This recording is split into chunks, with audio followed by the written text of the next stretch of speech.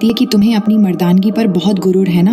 आज के बाद नहीं होगा, क्योंकि आज मैं तुम्हारी मर्दानगी उखाड़ देने वाली हूँ। ये कहकर वो एक कैंची लेकर उसका वो काट डालती है और काट कर उसके मुंह में डाल देती है, जिससे जोनी बहुत जोर जोर से चिल्लाता है और उसकी वहीं पर मौत हो जाती है। वहीं शेरिफ जब अपने काम पर होता है तो उसकी बीवी उसे कॉल करती है और कहती है कि हमारी बेटी एंजल की एक टीचर आई है। तभी एंजल भी शेरिफ से कहती है कि मेरी टीचर बहुत अच्छी है, जो मुझे यहाँ से एक प्लेग्राउंड में ले जाने वाली है। लेकिन शेरिफ उससे कहता है कि तुम्हारी टीचर से मेरी बात करवाओ। तभी हम देखते हैं कि वो टीचर कोई और नहीं बल्कि जेनिफर ही है, जो वहाँ पर नकली टीचर बन के आई है। जिसके बाद जेनिफर जब शेरिफ को अपना नाम बताती है तो वो ये सुनकर हैरान हो जाता है और जेनिफर से कहता है कि प्लीज मेरी बेटी को चोट मत पहुंचाना। जिसके बाद जेनिफर फोन काट देती है और उसकी बेटी को अपने साथ ले जाती है।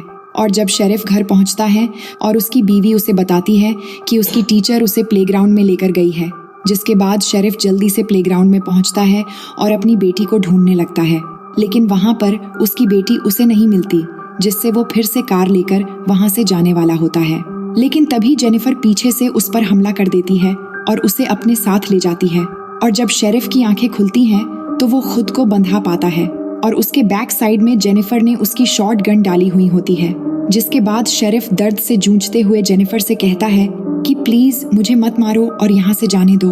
तभी जेनिफर उस शॉर्ट गन को और अंदर बार बार डालने लगती है और कहती है कि मुझे भी ठीक ऐसा ही लगा था जब तुम सब ने दरिंदे की तरह मेरे साथ जबरदस्ती कर रहे थे। तभी शेरिफ उससे पूछता है कि तुमने मेरी बेटी के साथ क्या किया। तो जेनिफर कहती है कि तुम्हारी बेटी तो काफी जवान और खूबसूरत है, अगर कोई उसके साथ जबरदस्ती करे तो उसे कैसा लगेगा। तभी शेरिफ कहता है कि जो मेरी बेटी के साथ ऐसा करेगा मैं उसे जान से मार डालूंगा। तभी जेनिफर कहती है कि मैं भी ठीक वैसी सजा तुम्हें देने वाली हूँ, क्योंकि तुमने भी किसी की बेटी के साथ ऐसा ही किया था।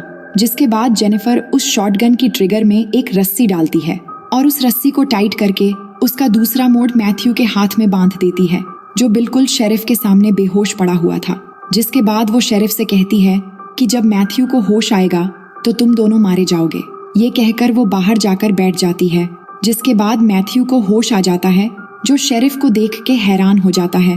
तभी शेरिफ उससे कहता है कि बिल्कुल भी मत हिलना, लेकिन मैथ्यू अपना हाथ हिला देता है, जिससे वो गन चल जाती है और गन से निकला हुआ गोली शेरिफ के पीछे से चीरता हुआ आकर सामने मैथ्यू को लग जाती है, जिससे शेरिफ और मैथ्यू दोनों की वहीं पर मौत हो जाती है। फिर हम जेनिफर को देखते हैं, जो इन सभी दरिंदों को बुरी तरह से मौत देकर अपना बदला लेने के बाद बहुत खुश थी। और इसी सीन को दिखाते हुए ये कहानी यहीं पर खत्म हो जाती है। तो दोस्तों, इस मूवी का पार्ट 2 देखने के लिए आप हमें कमेंट करके बता सकते हैं। और आपने अगर यहाँ तक वीडियो देख लिया